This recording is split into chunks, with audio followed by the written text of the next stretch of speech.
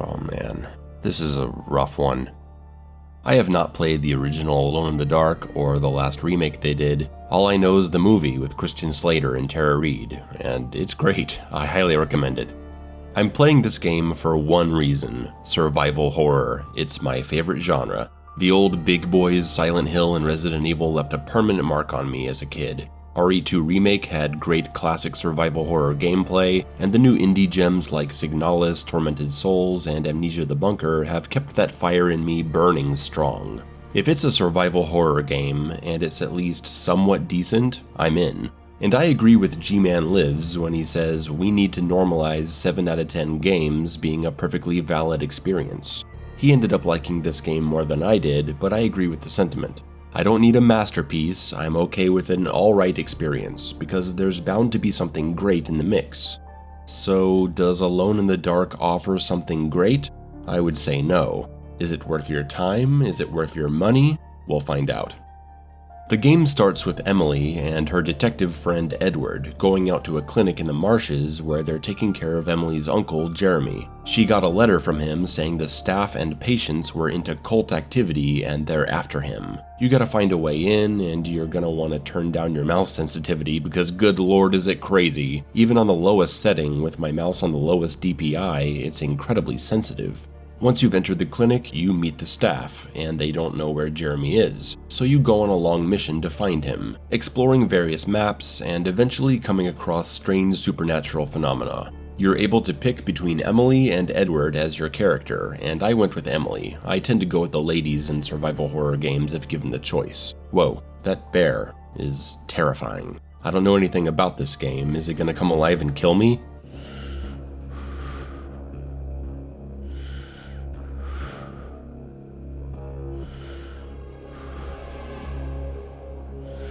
The clinic is a large place, 2 floors, a basement area, patient rooms, connecting hallways, a garden. There's many locked doors and pathways to eventually open that allow you to more easily backtrack. Soon I noticed the camera has the same zoom-in problem as every other game when you're near walls. This better not screw me over later. Oh wait, of course it does. For a while, you'll just be collecting resources, health and ammo, talking to people, worried that a monster might pop out at any time. Whoa! That statue. I don't know anything about this game. Is it going to come alive and kill me?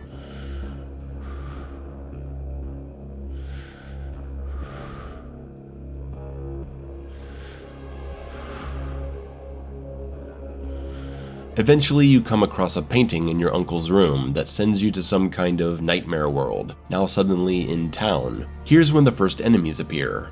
Plant things, and weird fleshy monstrosities. You shoot them.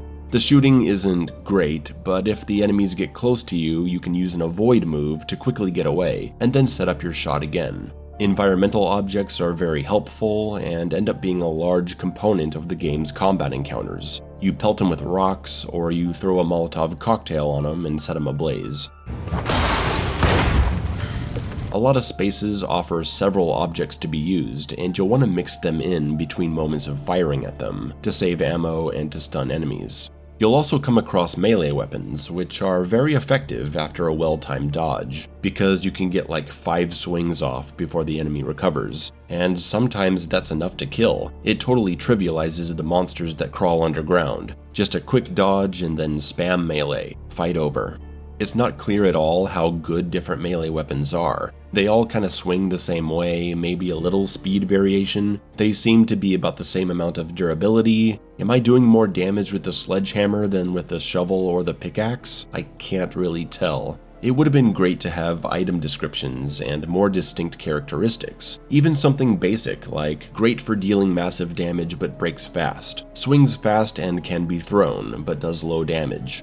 Oh yeah, huge missed opportunity not letting us throw a weapon before it breaks. That would have been a cool bit of strategy. You can see when a weapon is close to breaking, so you need to replace it as soon as you can. We should have been able to chuck it at someone as a send-off. Melee weapons are everywhere, so don't worry about them breaking. Often there will be another equally effective weapon right there in the same room. While the shooting isn't great and the combat isn't gonna blow you away, there are some nice moments when all the mechanics come together. Using objects and guns and melee together feels pretty good sometimes. Since we're on the topic of combat, let's get into the difficulty and the survival horror gameplay.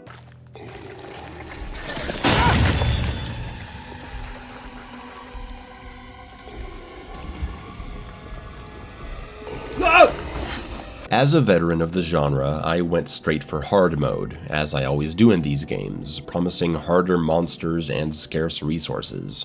But Alone in the Dark also offers an old school setting, which turns off hints and highlights, letting you figure out things on your own. Hey, that sounds great. Sounds like they really know and respect their audience. So how well does this game deliver on this promise? Look, I'm no god at video games. I'm clumsy, I'm stubborn, I die a lot making the same mistake over and over until I learn. I overthink simple things, I rush complicated things. But I love a good challenge, I love making real decisions, and I don't give up if I'm having fun.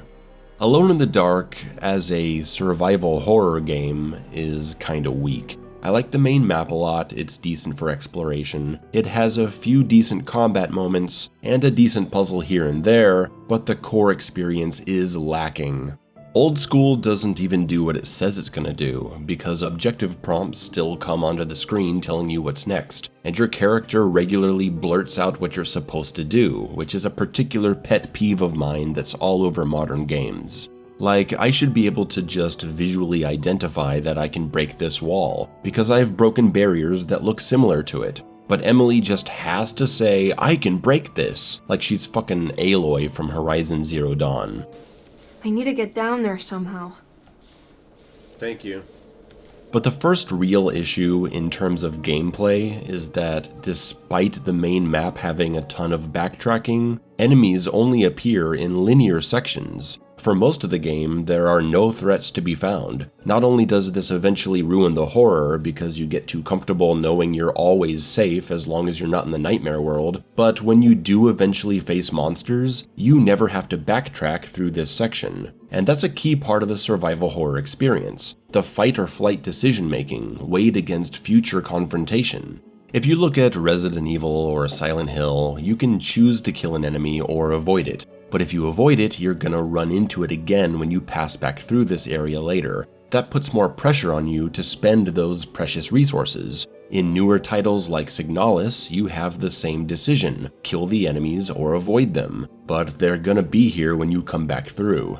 If you kill them, that's only a temporary solution because you have to burn their bodies or risk them coming back to life half an hour later. You have a limited number of flares to burn corpses, so you can't kill and burn everyone. You gotta make smart decisions about who to permanently extinguish based on your knowledge of the map and the important areas you want to keep clear. This is a big part of survival horror, in theory. Games don't always get the resource balance right, and I'm not saying you have to do it this way. It is, after all, only one aspect of the survival horror experience, but not including it definitely deflates some of the experience for me. I feel like the decision to kill or avoid doesn't really mean anything because the result is the same. I'm gonna leave this area and never come back, either way I'll never see this monster again.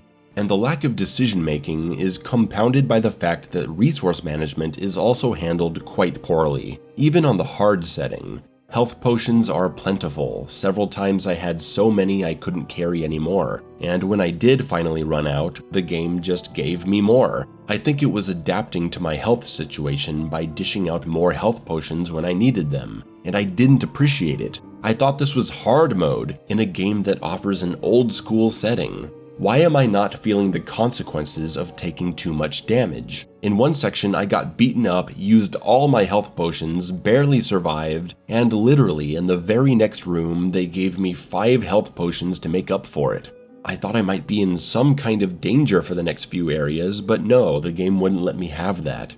Early on, I was really trying to not miss any shots, with every bullet that didn't land making me curse myself, eventually trying to use more environmental objects to stun enemies and line up better shots to save ammo. But whether I engaged in combat or avoided it, I always had enough bullets to push on, because if I had been using more bullets, the game's dynamic difficulty would have simply adapted and given me more. And I just gotta ask, what is the point? What's the point in trying to play conservatively and making the fight or flight decision if every decision leads to the same result? If every answer is the right answer, what's the point in asking the question? I'm not necessarily against dynamic difficulty. It's not about being anti the concept in all situations and in all games, but there's a degree of tuning. I think the remake of Resident Evil 4 goes too far in making boss battles easier, but I think there is a case to be made for spawning in a box of ammo or a health potion here and there if someone has shown themselves to be struggling to an extreme degree. But goddamn, 5 health potions in a single room just because I ran out 10 seconds ago? You're gonna make like every single box not give me anything just because I've done a decent job at saving ammo during combat? On the hard old school difficulty, is it really necessary to treat me like I don't know what I'm doing? There's also no inventory management. You just pick up everything until it maxes out. The game autosaves, so you respawn right back at a nice, convenient, close checkpoint when you die, meaning there isn't much of a consequence to dying either. So while the game does have its moments when you're under pressure, the survival part of survival horror is kinda crap in Alone in the Dark.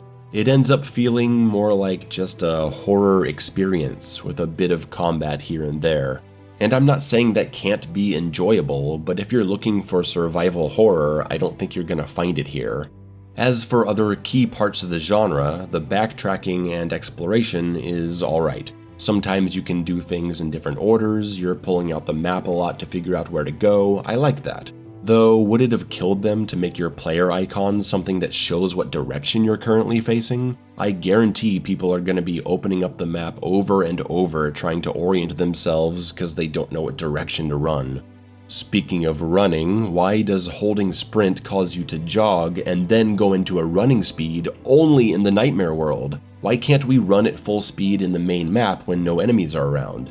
But yeah, navigating is pretty good, I like the map design, but the other big part of survival horror is puzzles. And puzzles can widely vary, more than anything else in the genre. So where does Alone in the Dark fall in the puzzle department?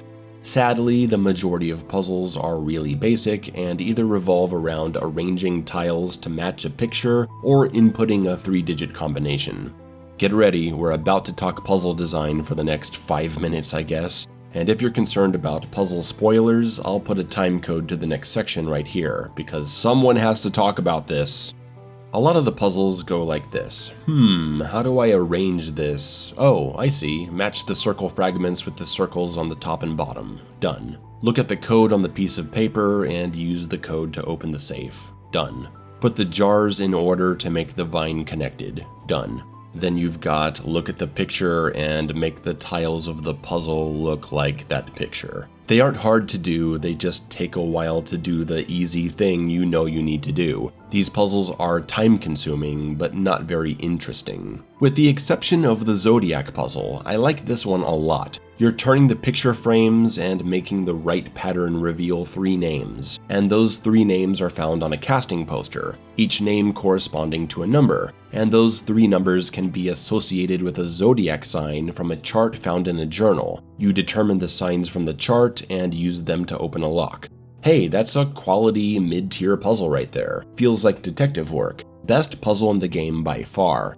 But the real problem is that the game is dead set on tricking you into thinking puzzles are more complicated than they are. Maybe it's just my tendency to overthink, but look how easy it is to see the available information and completely miss the simplicity.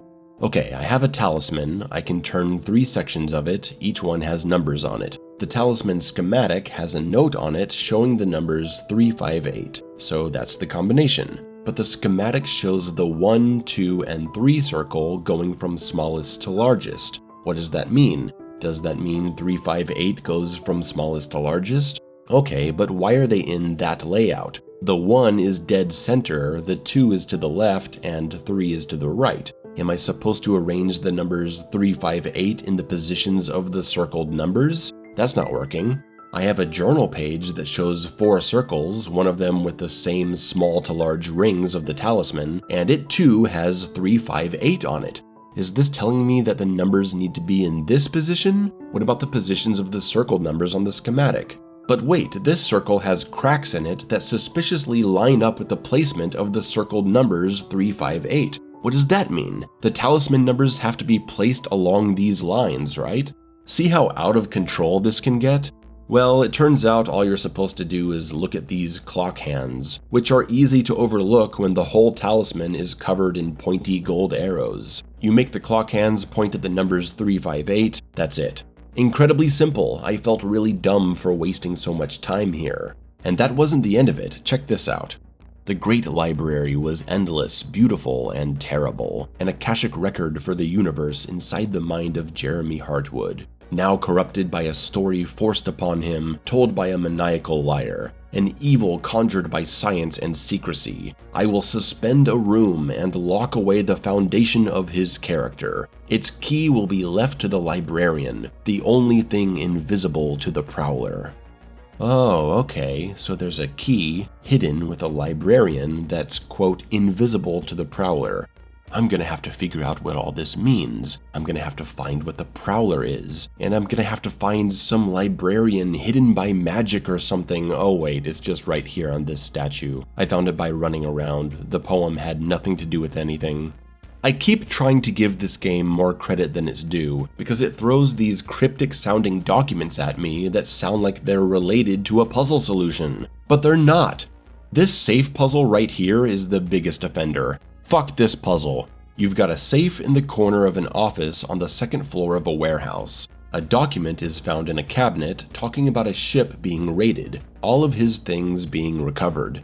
But several men were carried into the Mississippi River, drowned by the ones who live in the deep. All items have been signed and delivered.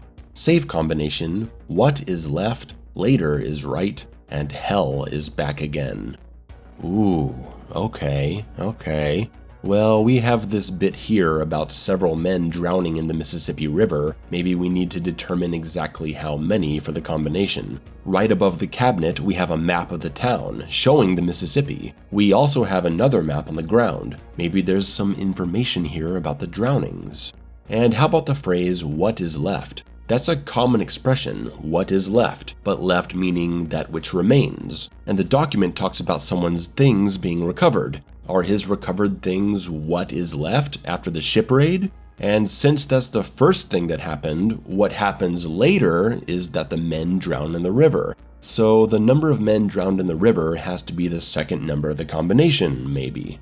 But what is hell referring to? The only thing I can think of is the Taurus sign. I still have access to this zodiac chart, so like the Taurus symbol has horns on it, the cult is worshipping the black goat of the forest. Is that somehow like the devil? Am I supposed to be relating zodiac signs to all three parts of the document and then getting numbers from there? I mean, they talk about a river and the sign for Aquarius is water. Okay, so Aquarius for water, Taurus for hell. Maybe since they're putting his in all capital letters, I need a zodiac sign that represents a man? What zodiac sign looks like a man?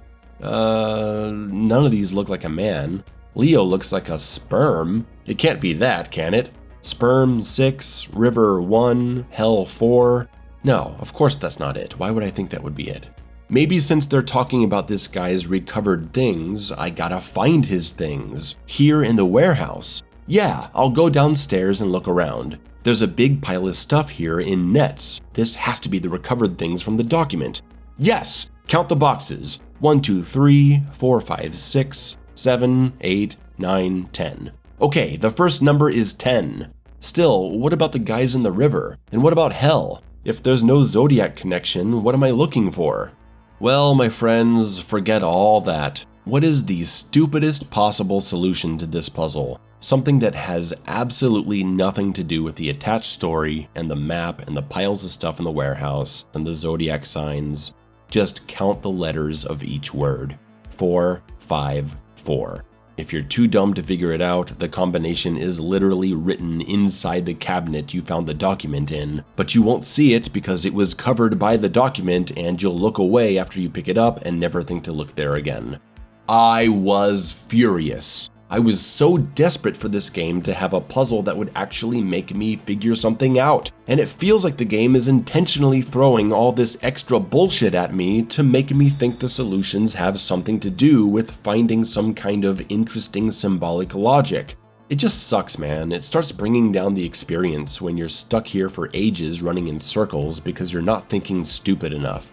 It doesn't help that right after this puzzle, you enter the worst map in the game. You go to some underground Egyptian chamber running around shining lights at crystals for like 20 minutes while birds try to kill you. You run agonizingly slow, going up and around 3 levels of this giant room, finding pieces for statues, moving the lasers around. It's like they ran out of ideas for levels and said, yeah, just make them run around here for a while opening doors and not thinking about anything.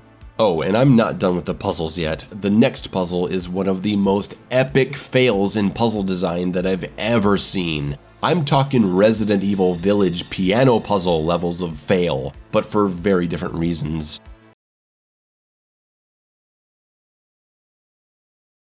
So there's a safe combination in the clerk's office where you open a document to see 913. So you input 913 and it opens. Later, I found a letter talking about another safe in room 3, saying they had tried 913, but those were not the right numbers. That was the combination for the safe in the clerk's office. Right, I know. Why are they mentioning this again? Why are they putting the numbers 913 in my head for the safe in room 3? Now, I'm gonna tell you how to solve this puzzle before I tell you what happened to me. As Emily is realizing this is her room, she notices things she wrote on the wall long ago as she peels away the wallpaper. It's a cool moment. At the top is written, "When I get back, 1XXX." 3 missing numbers, the safe combination is 3 numbers. The wall also says, "Death do us part." Open your items and look at the very first thing you have, your engagement ring. Inside is an inscription from your fiancé promising to marry you when he returns from the war. Signed John Marcus, year 1918. The combination is 918. Hey, that's a nice little moment, isn't it? Not a hard puzzle, but a satisfying solution to put together as it relates to the character's longing for her fiancé who's away at war. Or it would have been a great moment if this fucking document hadn't put the idea in my head of trying the code 913, which is a code that starts with the same first 2 numbers, 91, which leads to the rotation going towards the number 3 to naturally pass by the number 8 first, and automatically solves the puzzle by accident. What the fuck? How do you fail this hard at both a puzzle and an emotional moment for your character? I solved it before I even looked at the messages on the wall. I'm putting an ad break here. I need a drink.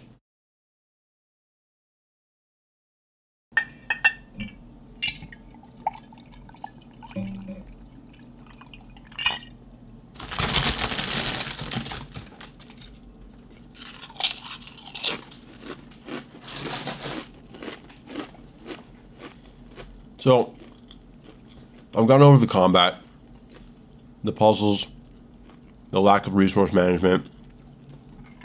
There's not much to say about the enemies, because there's only like 3 of them. But what about the story? Well, if you know my channel by now, you know that I typically don't get into story very much. Not because I never care, sometimes I talk endlessly about stories like in Silent Hill and Signalis, but it's because I think most games tell their stories badly, in boring ways, so I don't care. And this game is no exception.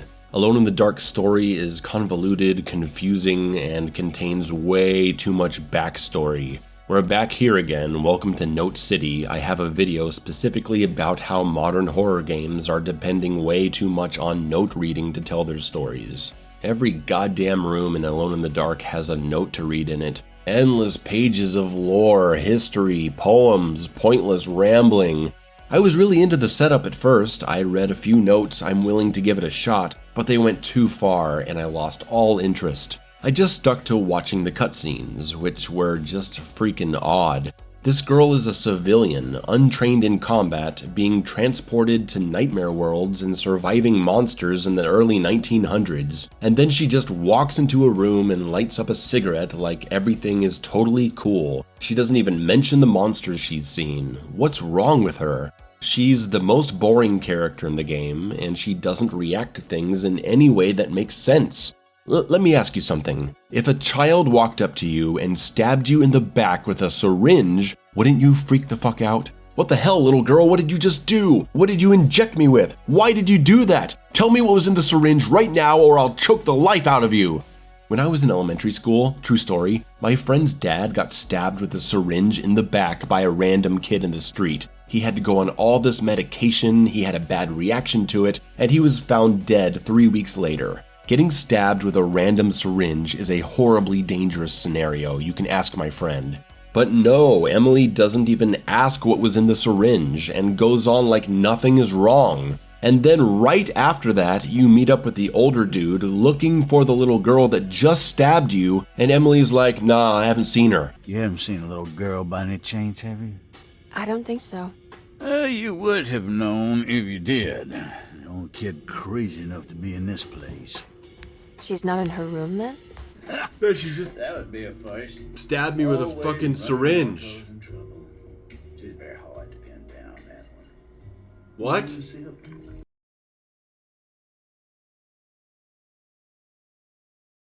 Going back to the emotional moment with the safe combination, you get transported into World War I, which is pretty cool, and your objective is to find your fiancé. Eventually you do, and you talk about how you can't stand to lose him again. It's all dramatic, but the whole time I'm thinking, when has this game ever talked about her fiancé? I didn't even realize she was engaged until like 5 minutes ago. Is this supposed to be moving or something? I don't know who this guy is. And then near the end of the game, you're making your way through the snow and lighting the way with a flare gun. It's really cool. I've never played out a scene like this in a video game before. You make your way all the way up the top of the hill, Emily slows down to walk like her legs don't work, it's super annoying, and then you come up on a boss fight. I think it's the first boss we've seen in the whole game, here near the end. And it's against Jacob Van Ostad.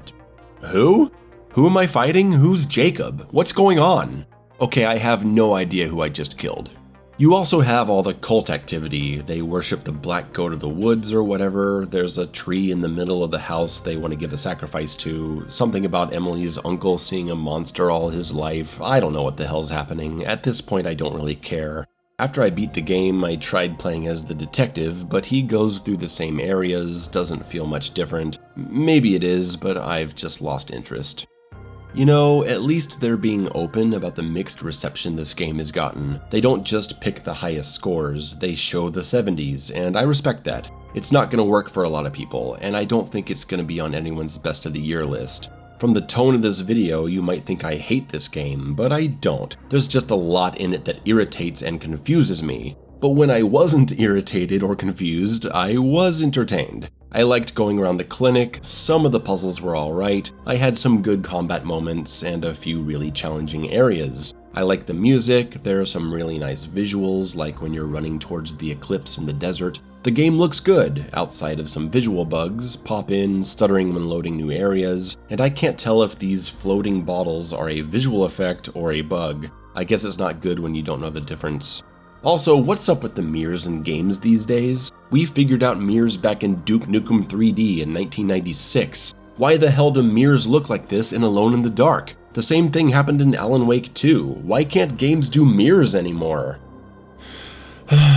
Okay, that's it for me. That's Alone in the Dark. It's like a 6 out of 10. 7 out of 10 if I'm being generous. Do I recommend it? Not at full price. I think if you're really into slow-paced horror games and you like to dive into lots of lore notes, you'll find some enjoyment here, but not at $60. This is a 50% off game, no more.